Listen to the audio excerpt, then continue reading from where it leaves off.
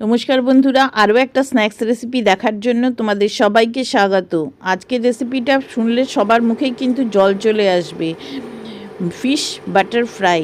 অনেকেই আমরা ওটাকে অনেকভাবে বানিয়ে থাকি, কিন্তু আজকে আমি একদম সহজভাবে বানাবো। আর ব্যাটারটা কিভাবে তৈরি করলে একদম মুচমুচে হবে, ব্যাটারের সাথে কি কি মেশালে একদম এইরকম মুচমুচে হবে। দেখো, শব্দটা শুনলেই তোমরা বুঝতে পারছো এটা কতটা পরিমাণে মুচমুচে হয়েছে। দোকানে কিন্তু ঠিক এইভাবে বানায়, ঠান্ডা হওয়ার পরও বেশ কিছুক্ষণ কিন্তু এতটাই মুচমুচে থাকবে।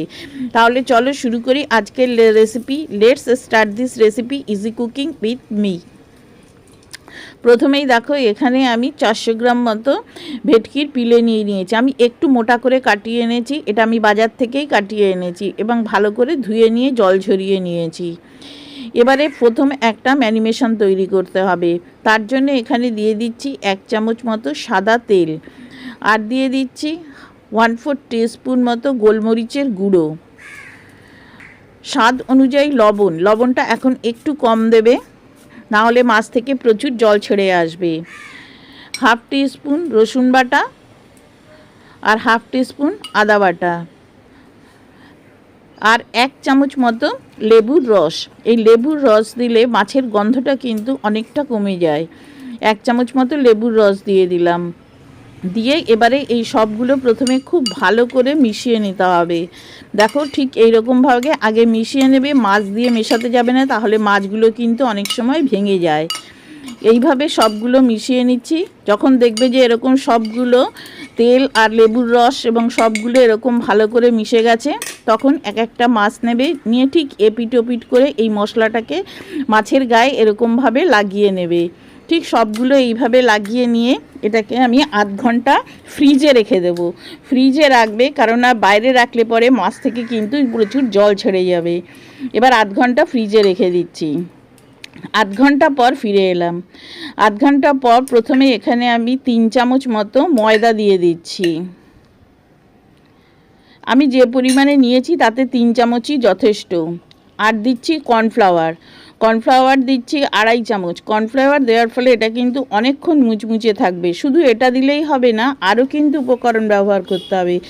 বেকিং পাউডার নিয়েছি, বেকিং পাউডার দিয়ে দিচ্ছি 1 চামচ, দেখো সমান। আর দিতে হবে বেকিং সোডাটা কিন্তু বেশি দেবে না, দেখো একটুখানি 1 চিমটি মতো বেকিং সোডা দিয়ে দিচ্ছি। স্বাদ অনুযায়ী লবণ দেবে, আগেও লবণ আছে দেখে দেবে।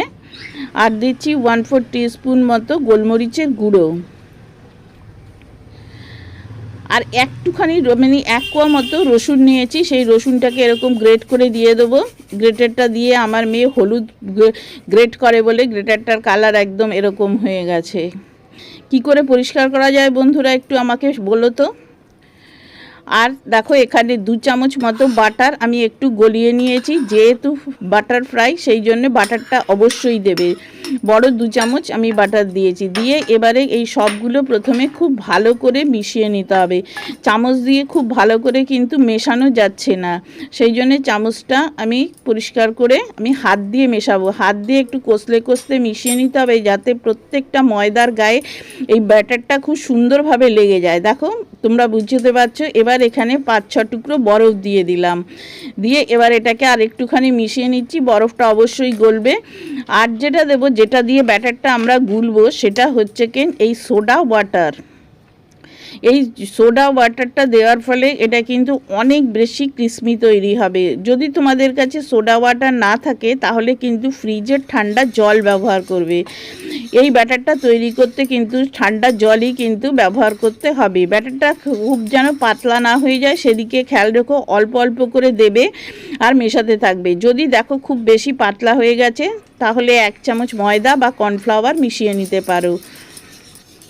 দেখো, ঠিক এই রকম হবে। এবার ব্যাটারটাকে খুব ভালো করে 1 মিনিট মতো ফেটিয়ে নেবে। ব্যাটারটা কীরকম হবে তোমাদের দেখিয়ে দিচ্ছি। দেখো, একটা চামচ ডোবালে পরে চামচের গায়ে কিন্তু এরকম ব্যাটারটা লেগে যাবে এবং হাত দিয়ে এরকম করলে এটা সরে যাবে। দেখতে পাচ্ছ যে ব্যাটারটার ঘনত্বটা কীরকম হবে, এর থেকে কিন্তু বেশি পাতলা হবে না।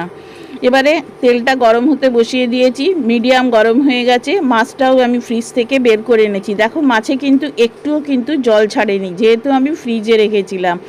এবার একটা মাছের টুকরো নেবে, নিয়ে ঠিক দেখো এইরকমভাবে ব্যাটারের ভেতর ডুবিয়ে দেবে, যাতে দেখো ব্যাটারটা কিন্তু পুরোটাই কিন্তু মাছের গায়ে এরকমভাবে লেগে গেছে। ওপর দিয়ে একটুখানি তেল এরকম দেবে, তাহলে ওপরটাও বেশ ভালো ক্রিস্পি তৈরি হবে।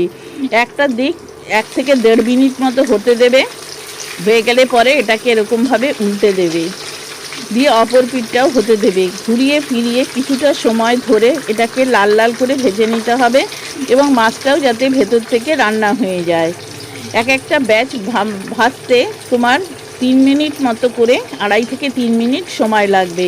সাইডে জায়গা আছে বলে আমি আর একটা দিয়ে দিলাম। দেখো ঠিক এইরকমভাবে লাল লাল করে ভেজে নিতে হবে, আর অবশ্যই একটুখানি করে গরম তেল এই মাছের উপরে দেবে, তাহলে কিন্তু ওপরটাও বেশ ভালো তাড়াতাড়ি ক্রিস্পি তৈরি হবে। দেখো, আর এদিকে পাশেরটাও দেখো কিন্তু বেশ লাল লাল হয়ে আছে। দেখো একটা তুলে তোমাদের দেখাচ্ছি, দেখো কত সুন্দর লাল এবং মুচমুচে তৈরি হয়েছে। ঠিক এইভাবেই সবগুলো এরকমভাবে উপরে ব্যাটারটার উপরে এরকমভাবে গরম তেল দিতে থাকবে, আর এপিট ওপিট করে লাল লাল করে ভেজে নেবে। আমার চ্যানেলের রেসিপিগুলো তোমাদের কেমন লাগছে বন্ধুরা, তা কিন্তু জানাতে ভুলো না। আজকের রেসিপিটা ভালো লাগলে অবশ্যই তোমরা একটা লাইক কমেন্ট করে জানিও, আর আমার চ্যানেলকে সাবস্ক্রাইব করে বন্ধু হয়ে যেও। দেখো সবগুলো ঠিক এই একইভাবে এরকমভাবে ভেজে নিতে হবে। ওপরটা দেখো একটু ফুলে ফুলে গেছে। সবগুলো ভাজা হয়ে গেছে। এবারে তোমরা টমেটো সস আর কাসুন্দির সাথে এই ফিশ বাটার ফ্রাইটা পরিবেশন করো। ঝটপট বিকেলের স্ন্যাক্সে এইরকম একটা রেসিপি হলে জাস্ট ফাটাফাটি। আর এই রেসিপিটা কেউ পছন্দ করো না সেটা কিন্তু কেউ বলবে না, এটা সবার খুব ফেভারিট রেসিপি। পুরো রেসিপিটা শেষ পর্যন্ত দেখার জন্য তোমাদের সবাইকে ধন্যবাদ। ওপর দিয়ে একটু চাট মশলা ছড়িয়ে দিলাম, আর কতটা মুচমুচে হয়েছে সেটা কিন্তু তোমরা শব্দ শুনেই বুঝতে পারছো, যদি তোমরা আমার মতো এইভাবে বানাও। আর বাড়িতে বানালে কেমন খেতে হয়েছিল সেটা কিন্তু বন্ধুরা আমাকে জানাতে ভুলো না। আর যারা আমার বন্ধু হয়েছো তাদেরকে অসংখ্য ধন্যবাদ, আর যারা এখনও বন্ধু হওনি তারা প্লিজ সাবস্ক্রাইব করে বন্ধু হয়ে যেও, আর পাশে থাকা বেল আইকনটা বাজিয়ে দিও নতুন নতুন এরকম রেসিপি দেখার জন্য। Thank you.